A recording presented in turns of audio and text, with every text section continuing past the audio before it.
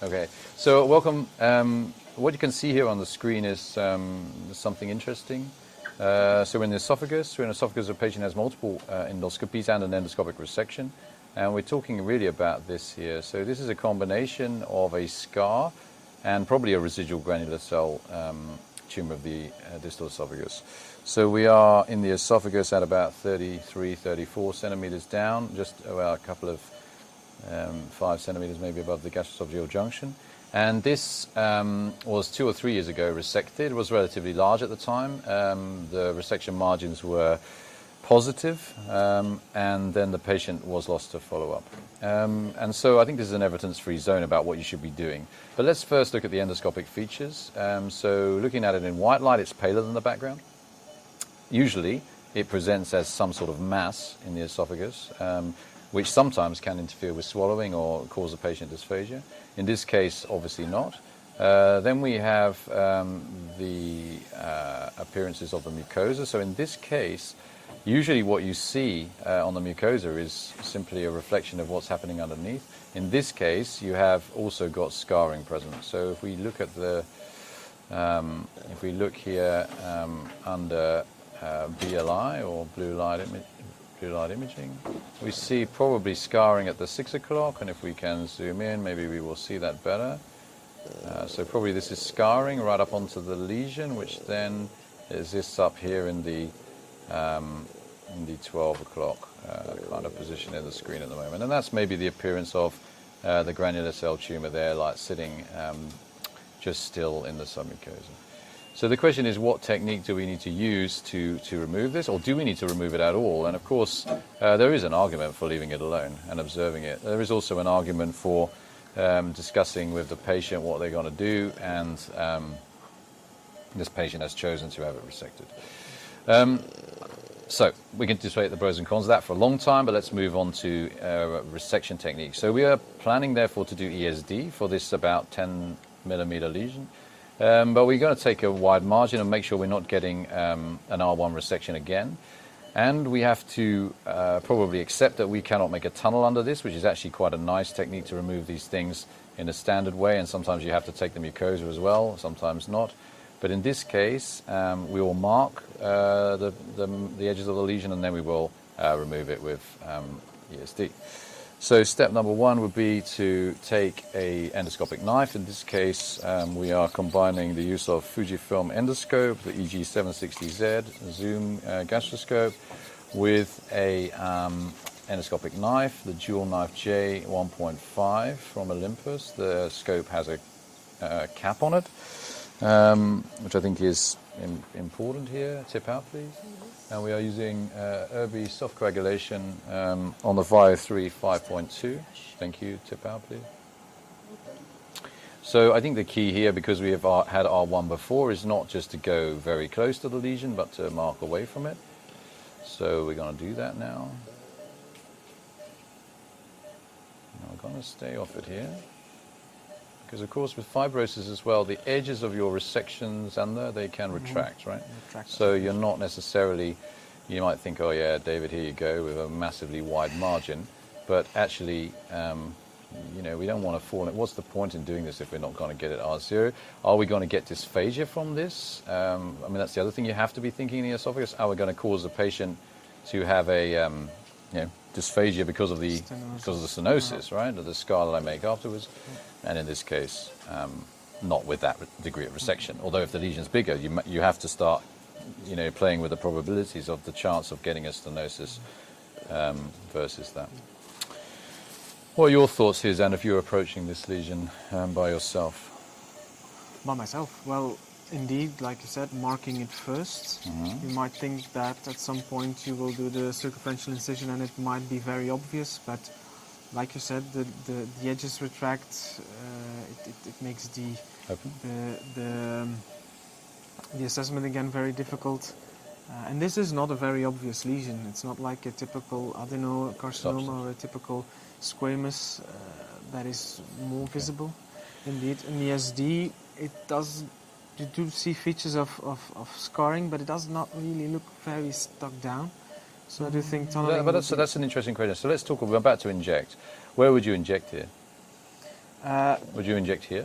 No, no. Why not? Because you really wanted to have the edges, the on the marks to be raised. Because what might happen if you inject here? That you bury actually. If it's scarred, that you make the lesion lie in a valley. In a canyon. Yeah. In a canyon. Okay. Inject, please. So I'm going to do what you said. I'm going to inject on the mark. It seems to stop, lift pretty well. I mean, that says something. What do you think that says about the inject, please? Previous resection, if it's lifting well. That it might be a little bit too close on the deep margin on the lesion. Yeah, I think it suggests that the previous resection was relatively superficial. That's for sure the case, and you see that in the colon as well. But inject in the esophagus, you do see it much more because you have much more chance to do it again in the esophagus, in my experience, especially in Barrett's, but also in the standard esophagus. That you inject, the scarring is less affecting a second resection than in other locations. Yeah. Although, for sure, once you start doing RFA and the resection in Barrett's, you've seen it, I'm sure, inject. That can be a problem. So we do have canyoning of the lesion, that's for sure. But is that a problem now for the resection, do you think? If it would be a large region, you can choose to do tunneling. Do you think we could tunnel this? It is quite narrow, so I think that is... What do you mean narrow? The tunnel will actually encompass... Yeah, I see what you mean. So yeah, as in the lesion is not so wide, yeah? Yeah, that's true. But there's another reason why I wouldn't try not to tunnel this.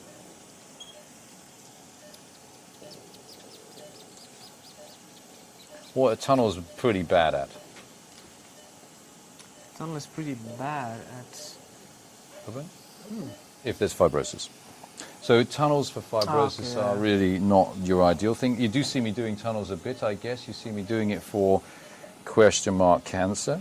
Okay. And in that case, if you encounter fibrosis, that usually is what tells you that there's significant invasion. But with fibrosis around, tunneling is not...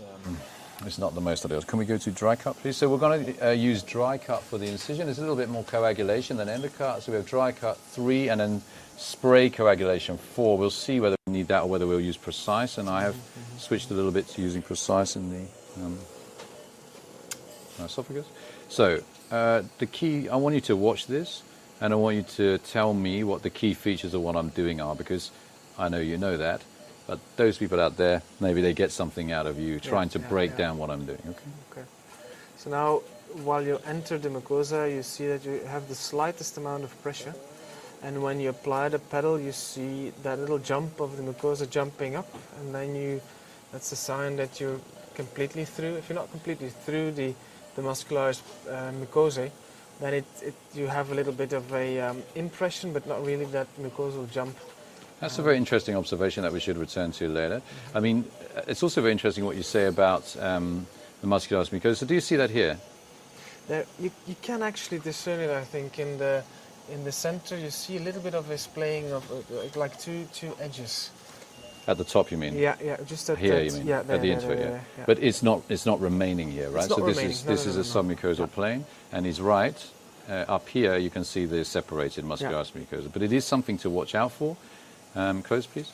It is something to watch out for when you are doing Barrett's, because you get a massive increase. So I've not flushed the knife. That's a key thing to try and do first, and we're just waiting for it to work.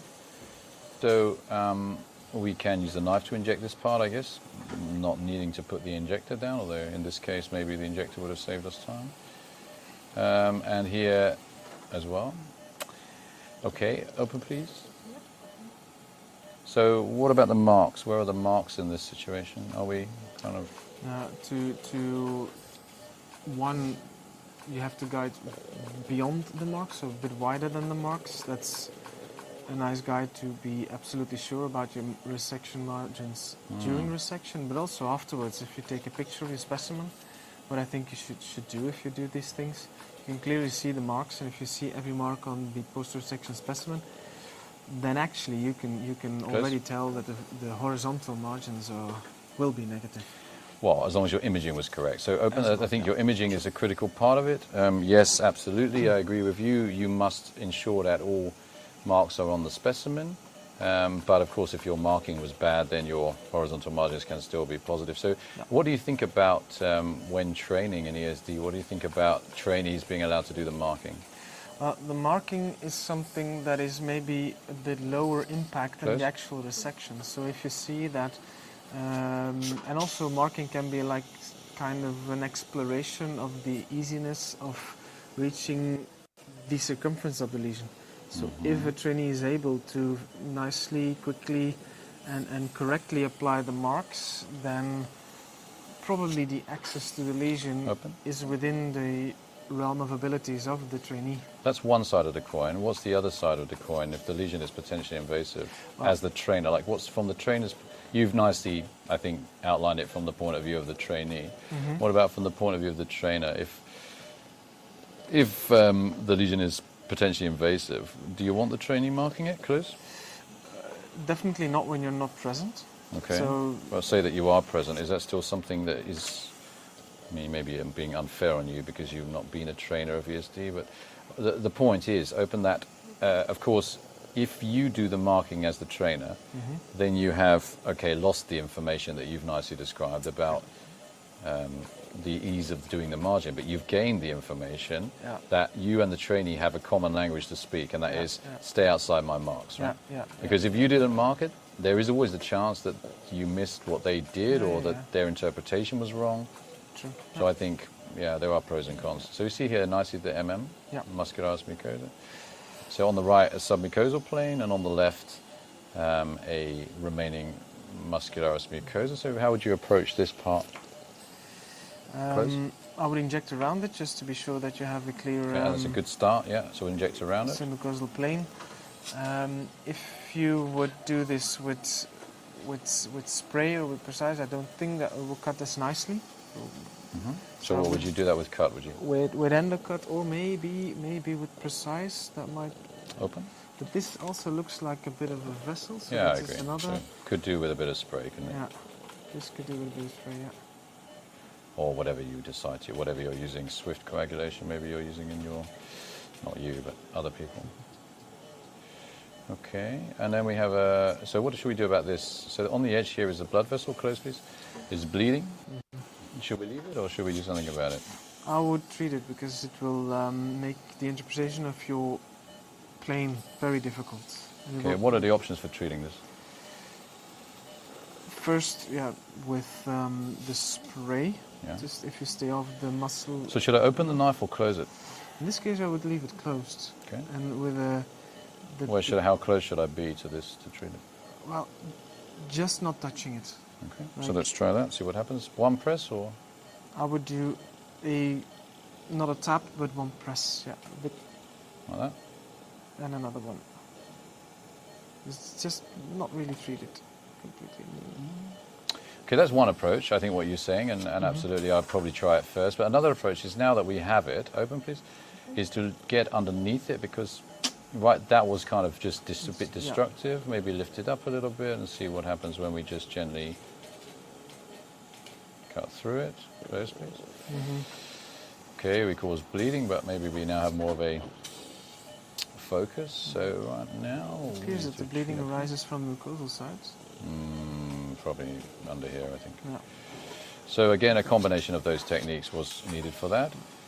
I think you're absolutely not wrong when you say first try and do it with the closed knife, but that you just have to be careful that there we're a little bit on muscle, right? So you need to be careful not to injure the muscle. Okay. All right, so we've done our circumferential incision. I've done that without any discussion with anybody about why I did a circumferential incision, but I mean, we talked about no tunnel. I agree with that. I'm just looking around the margin for other residual muscularis mucosa. A little bit in the corner maybe, Here a vessel maybe. So I'll do that while we're talking open. But what would the other options have been to do this? So not circumferential incision or? Maybe more of a pocket technique, but then you have the same issue with the tunneling, with the fibrosis. If you don't do the circumferential and start from the oral end and resect down, the issue is that you come to a certain point that the lesion will fold over on itself, and then it will be very difficult to dissect the edges or resect or incise the edges. So what do you think about, I agree with that. So I mean, this is classic ESD, isn't it? Circumferential incision and then cut it off. What do you think about how much we need to open the bottom? Because this is not such a difficult situation, but we can, talk about difficult things while doing something easy. Maybe that's something which is actually not a bad idea. So how much do you need to open the bottom in esophageal ESD to make sure that you're not coming out? Sorry, to make sure you are coming out and that you're not doing a tunnel. Well, in larger lesions, and especially when you do tunnel pocket, it's important to have a dissection or a dissection that goes closely to the muscle plane. But I think in this case, it's going to be all right. Yeah, it's going to be. So it's going to be all right. Why is it going to be all right? Because it's small. Yeah. I think. But if it's bigger, or you're on the junction, or you can't see something, spend some time dissecting the bottom. In this case, we have not much need of that, and it's also previously attempted, which makes it more difficult. Okay, so now we have got nice submucosal plane, I think. How would you approach this now? Where are you going to cut? Well, it still comes a bit in the dome towards you, but I would start from the left to the right. Why? Because the knife comes out on the left. So that's a good point. Let's show that. Let's put the knife out. Okay, so in this Fujifilm instrument, it's actually less. Well, it's not quite, but it's more 6 than it is in the Olympus system. So that's of course an important difference. And indeed, with the Olympus, you are very much wanting to go from left to right because you can see to the right here. You've got vision on both sides. So one of the differences between the two. What about where I'm cutting? So am I going to cut here under the lesion? And if not, why not? Like, what are the pros and cons of going on the muscle, close please, versus going on the lesion side? Well, positive mark or an R0 in the depth. Yeah, and in this case, with this lesion, what are the considerations? Well, it was previously R1. Okay. It is a bit of, it does a bit, lift a bit difficult in the middle. And the type of lesion, is that relevant? Well, this is a benign lesion which has some malignant potential, but at the moment is still benign. So I get your point. You're talking about cancers, and cancers you want to stay on the muscle, but what else is a feature? This is not a mucosal lesion, is it? It is submucosal, and also if you see the lesion on the mucosa, it was a little bit depressed. Open. So it can, what I'm getting at, and what I know you're also getting at, is that for these lesions, you better stay on the muscle, and for the reasons that you've elocuted. 1, it was R1 before, and 2, it's a submucosal lesion. So I'm thinking something else. It's not so easy for me to get on the muscle. What can I do to improve my access to this? Traction? Yes, exactly. So we're back, and we're just talking about how to put the traction device on. So we have a band. It's attached to a wire. Zander has a wire in his hand, and we are going to attach it to the top of the thing, not very descriptive, the top of the mucosal layer with the incision. So we're going to open the clip first. We're going to rotate to the right, I would say, to keep the band on. So that depends whether Ruby knows right, but she certainly does here. Okay, a little bit more because the pressure is maybe stopping from rotating. So Zander, maybe just let off a little bit of your pressure. Eventually we'll get rotation, and if we don't, okay, then we have to do something else. Okay, try left. Actually, we're just receiving no rotation. Okay, this maybe is okay. Stop, please. I can rotate the scope. Hold, please, Zander. So what you really don't want to do here is attach it to the muscle layer. So you just want to gently push forward. Now close. So probably this is all right. Maybe it's not enough, but we'll find out. So go here, please. Fire this. Gently let it go. All right. And then sneak underneath it with the endoscope. So you see how much this has improved my access to the bottom of it. So we take the knife again. You were right, there's a little strand still there or something in the front. But it has the effect, if you use the cap and the endoscope as a pivot for it, it has the effect of really improving your access to the bottom, right? The bottom part, which is what we want. Yeah. And how much does this cost us? About 30 euros. So indeed, it's adding to the cost of the procedure. And the cost is actually the clip, the wire and the band, Well, very cheap. Yeah, indeed. So if you're interested in how we are doing traction, and we're going to start a traction series of these videos, open, so we can describe it a bit more than we're normally doing. So now I'm going to try and get from left to right. What are we using? Precise? Now it's spray. Let's try precise. So precise sect Irby 503 4.1. And so the great thing about traction, if it's working, is that we can gently increase or decrease it. Here you see we are quite, it's not so easy with the traction, but it's definitely still worth it, I would say, because it is allowing us to get right on the part we want to get on without having to worry that we are, yeah, as you said, it was concave, wasn't it? Like really very sunk down, and this is allowing it to be less, but you have to watch the muscle there because I think there is a chance of getting on it here. Again, you go from, I'm going from now right to left, but with this knife, it's actually easy to go both ways. Sorry, with this scope, it's easy to go both ways. A little bit of a nick in the muscle there, not a major issue in the esophagus, in the circular muscle. So I'm just all the time, I mean, what's the most important thing? All the time we're looking for what, Zander, would you say? For the plane, the convergence between the whitish layer and then so that's one void. important thing. You can see very clearly here about a knife's width above the knife, what you're describing, which is the junction between the submucosa and the muscle. So submucosa at the top, muscle at the bottom. More importantly here, for someone who's experienced that ESD, what I'm looking for is the lesion and making sure I'm underneath it. So you can, whatever anybody says to you, you can control your deep margin.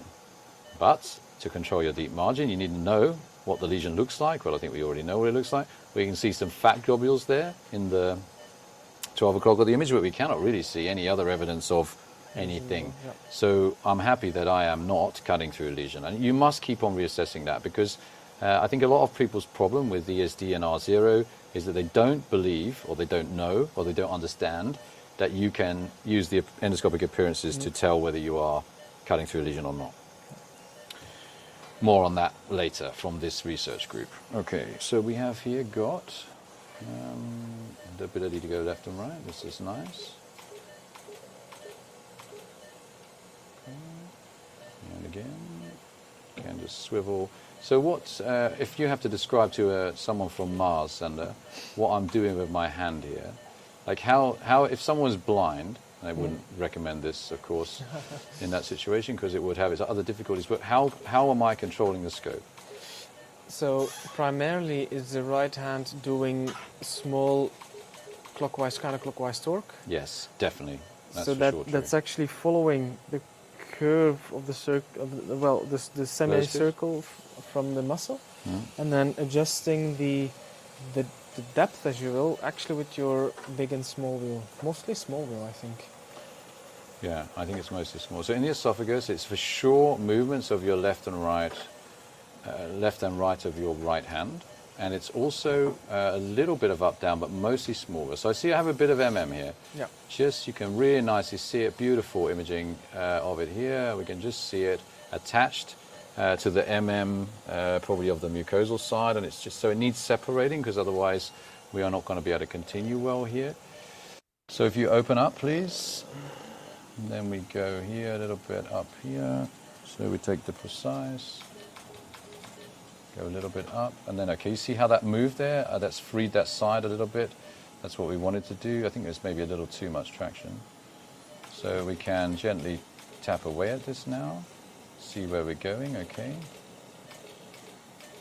And we want to make sure that both sides are going at the same rate, right?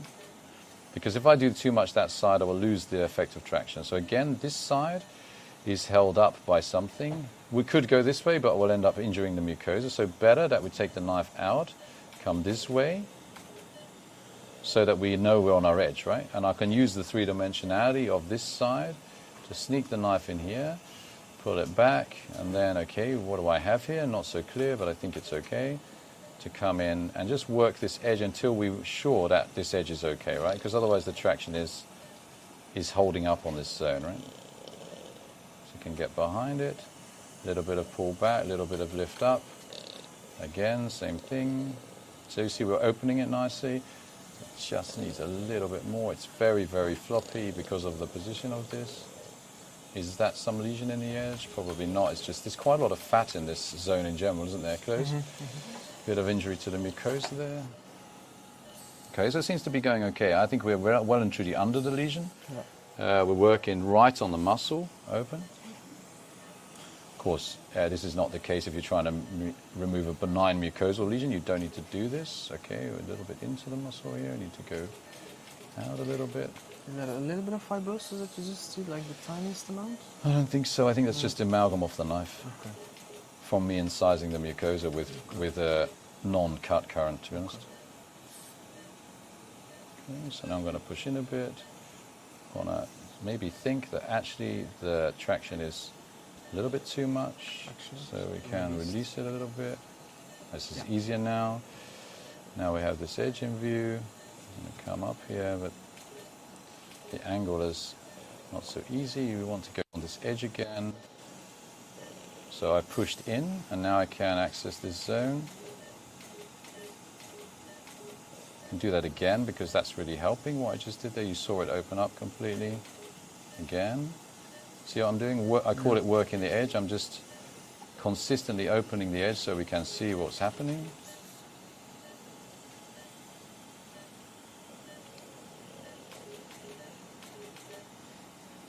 Okay, so something happening here where I did a little muscle nick. Close, please. I'm always closing the knife while I'm injecting. That's just a habit of mine. I think the dual knife injects better when you close. I don't think you have to do that. You can do that. It's up to you. Open. You have. I think one of the advantages of the new Fujifilm endoscopes, which are going to come very shortly, will be also automatically adjusting magnification like Olympus has. So close. I hope also that is something which will, because open, you see here I'm often having to adjust the focal length, as in the magnification. Probably got some camera people watching that who are like, he doesn't know what he's talking about. It's also probably true. But,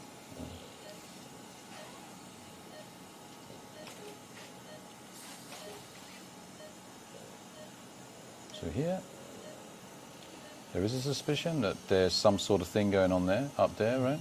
Close, so maybe this is residual lesion, so we better make sure we're underneath it. Ways to do that are to increase your submucosal plane if it's possible. Be very meticulous, open. So here maybe we can put it out and then clearly go underneath it and work a little bit further away so that I can see exactly what I'm doing. Because working further away is more difficult, but it allows you to see better. We're nearly underneath, I think. So just how do you handle the back? So that's maybe the last thing we can talk about. In this case, you just work around it. Like in this case, you can clearly see both sides. We'll deal with the bleeding first and then talk about that. Okay, so what do we think about this bleeding? What are the ways to treat this or not? Let's use the actual water jet. Well, this is, you see that this is a vessel that actually originates from the muscle. So there you need to be very careful that you don't injure the muscle. Right, so close please. What are step number one? Step number one is to do with diathermy. And Well, step number one is first isolate and stop the bleeding, right? So you can do that either with a knife, like this, by sitting the knife on it. It hasn't really worked very well. Worked a little bit, but at least, like in some severe bleeding, you can at least get a view like that, right? So that's one thing you can do about bleeding. The next thing you can do is use the cap also, option. And now I don't think we need to. Okay, so now we have it under the knife. Not really, we need to move the knife a little bit, so let's do that. Let's lift up and move in a bit and then sit down. Sometimes that's a mental rehearsal of what you're trying to do, right? So all I did was lift it up, move it forward a tiny bit, and then set it down. Okay, so probably we're on it now. So what can I now do? So I would use a coagulating current to coagulate. Yeah, okay, so would Precise be that one that you wanted? No, I wouldn't do it with So let's switch it to spray, but we're not going to use 4, we'll use 2, so half the current. Spray 2 is engaged. Remember, we're on the muscle, so we have to gently pull off it first and then apply. Okay? So I did it pretty quick because I don't want to deal with bleeding all day. Nobody does, especially when you spend a lot of your time doing ESD. So we have the final part. So how do you, because very, very tempting, right, is to continue doing what you were doing and go here. Yeah? Very tempting. And then you will get under the ridge. The place you really want to go is up here because you can see it's translucent up here, right? And I'll just try and get a good image of it. So the edge is actually up here in the middle of the image now. I'll try and put the knife there to illustrate it better. Like right up here. is the edge, right? And you can see that because round there is going the incision. It's actually sometimes it's three-dimensional. It's got traction. Open, please. Are we on precise, please? So then the simple thing to do here is to just come in from this side if you can. Don't really want to be so on the muscle as that, so maybe I'll rotate around a bit. I got my right rotation on quite a lot here.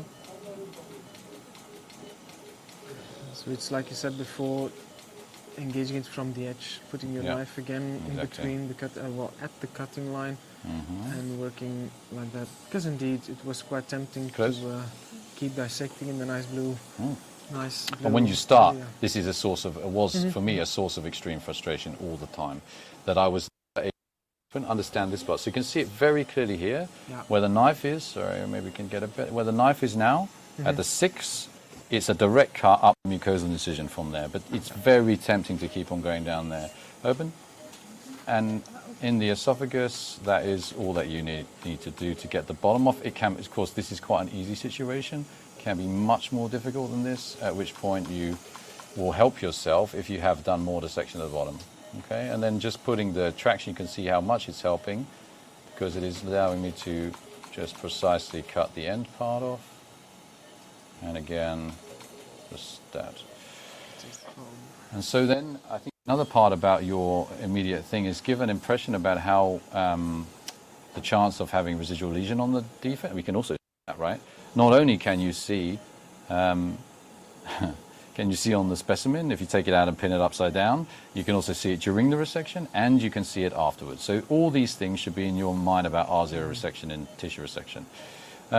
This is, I think, the only injury to the muscle, and this is as a result of traction and was the area where the lesion was. Yeah, but also the point of that if you're going to go on the muscle, you're going to get nicks like this. And the question is, for those watching, is this of any relevance? So would you close this, Sander? It is a bit of a damage to the circular muscle, but we know that there is a second layer of muscle. So in this case, I wouldn't close it or treat it. Yeah, so I think that there are multiple layers of the circular, and then you have the longitudinal, so I absolutely agree with you. That does not need treating. Take this out, please. Where is the lesion? On my string. Ah, perfect, Dr. Smith. Another advantage of traction. So let's just have a look at it, maybe. First, let's look at the top of it, and then we'll talk about defect inspection. Nog 10 minuten was je in de collega's anesthesie. So, lesion is clearly removed, mucosally. Yeah. Turn it over, maybe.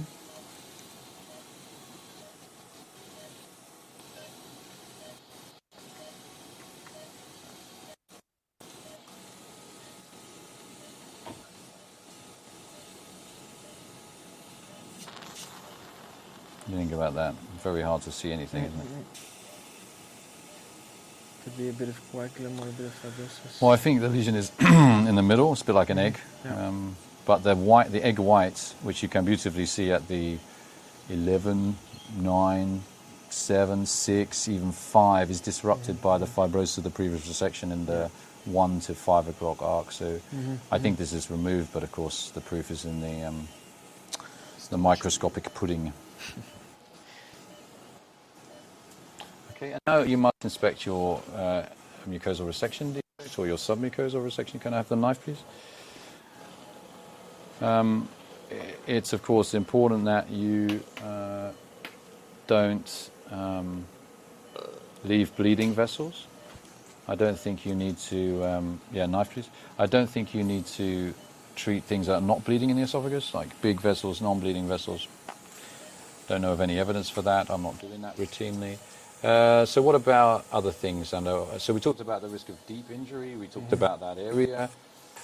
We are about to talk about blood vessels, but in the meantime, spray 2. So we've gone half spray for treating bleeding vessels.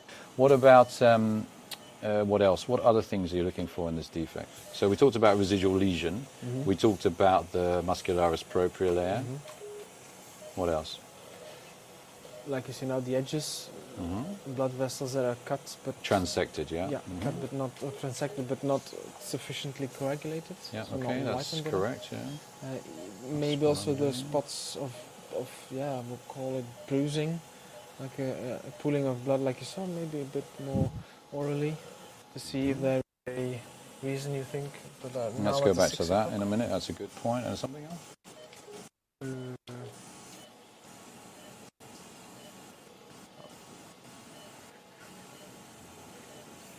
Residual lesion, bleeding, cut vessels, muscularis propria. So let's come back to this question. But there's something bleeding on this edge. You can see there's blood pooling here. So what's your approach to it? First isolate again, see where it's coming from. So we have to see. So usually that's water, right? And then a bit of underwater. Okay, we immediately see that it's coming from here. So then you want to isolate the vessel. It looks like I'm tamponading it with the cap already. So if I come off it, yeah, okay, so it's in there. It'd be good to see exactly what is bleeding, which is not easy on the edges, right? We see here, it's not so super easy to figure out what it is. So one approach would be to just put out the knife and zap that zone. I think it's not the best approach. So then the next approach is, okay, we're trying to work that edge, trying to get under it to see the vessel that's bleeding. Looks like it's that whole zone there. It looks very, very clearly like that's what it is, right? So we can just gently get on there. Spray 2, right? Spray 2.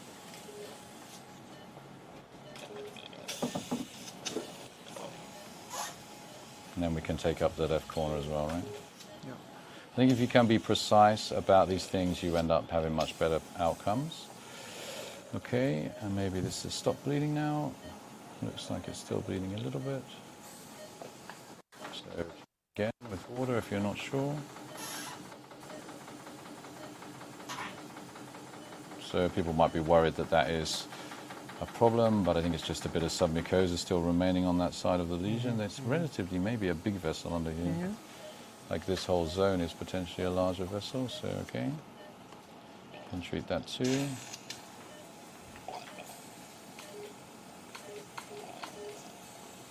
Yeah, so indeed. Looks like that whole area is more of a vessel than we thought.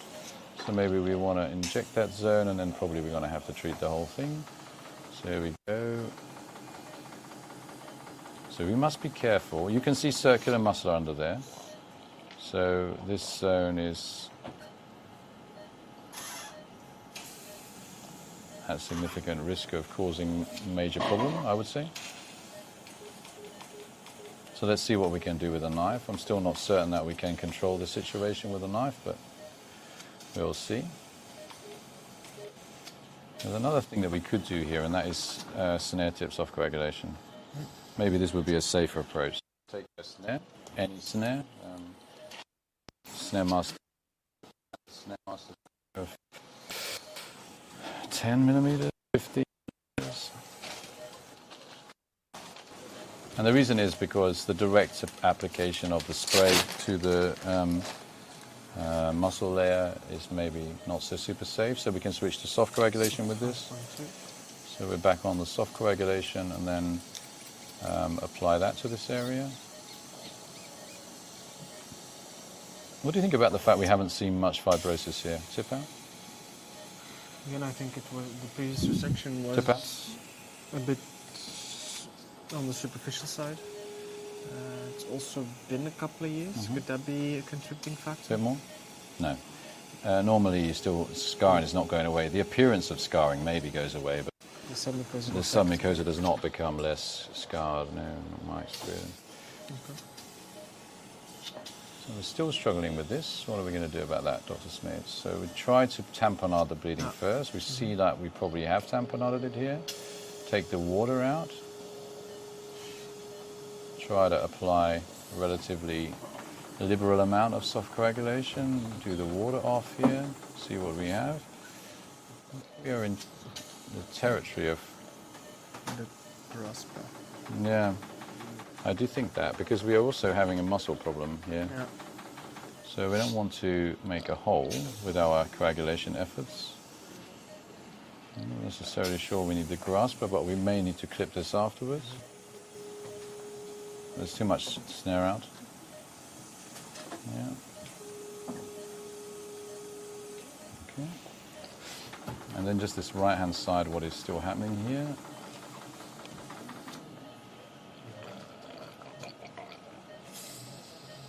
So I think what's happening is there's a large vessel under here. Yeah. That's what it looks like to me. And so we need to take out that whole vessel, otherwise we're not going to stop this bleeding.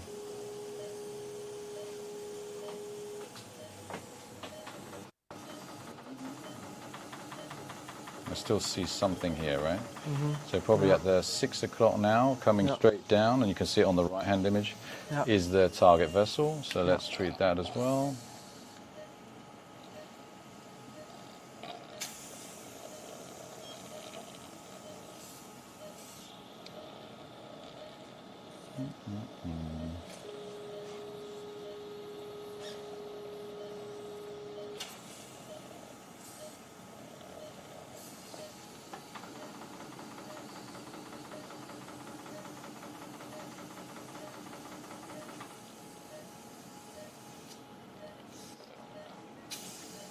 Okay, let's just leave that for a second and come back to it. Everything else here looks all right. There's a little bit of oozing on this edge, which is almost certainly nothing. So we talk about this while we're waiting. This is almost certainly just a bit of bruise, although based on what we see up there, we better be sure, because up there was also a similar thing. But in this case, we are not seeing bleeding or really a huge vessel there, so I would leave that alone. This, I think, is stopped. Let's check it. But due to the unpredictability of this zone and the fact that we've probably got some muscle injury and the fact that we've coagulated a lot on it, I would clip this. So I would just take a relatively solid clip and clip it, and we'll just do some more on the vessel for certainty. Tip back. Yeah.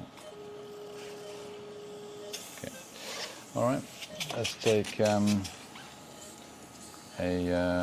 Boston clip, please. Boston Resolution 360 clip.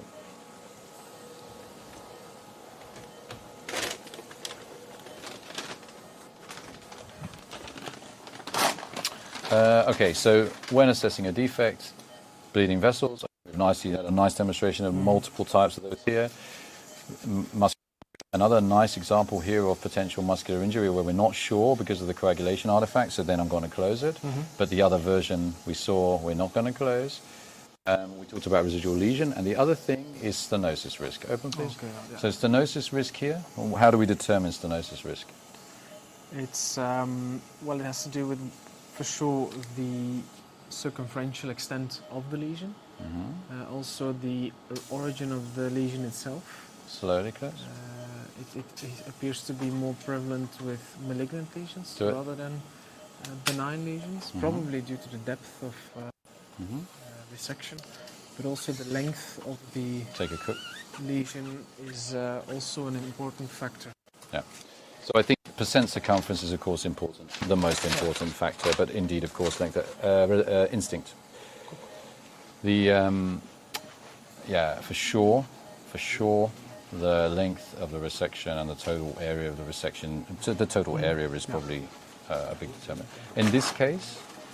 Well, it's a rather short lesion or short area, and it's about 50%. So the risk, albeit not zero, is, I think, not justifying other means of, like, for example, a stent placement or such. So. Yeah, and what about the clipping? Does that add anything to it, close piece? Because I'm about to clip the top as well, so I will do 2 clips here, and hopefully this top clip will close that maximal area of.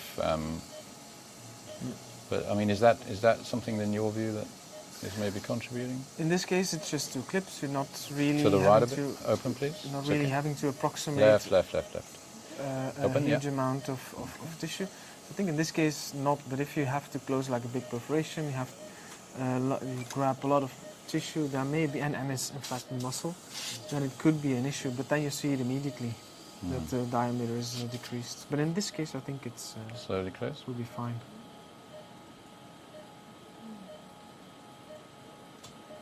I felt it close.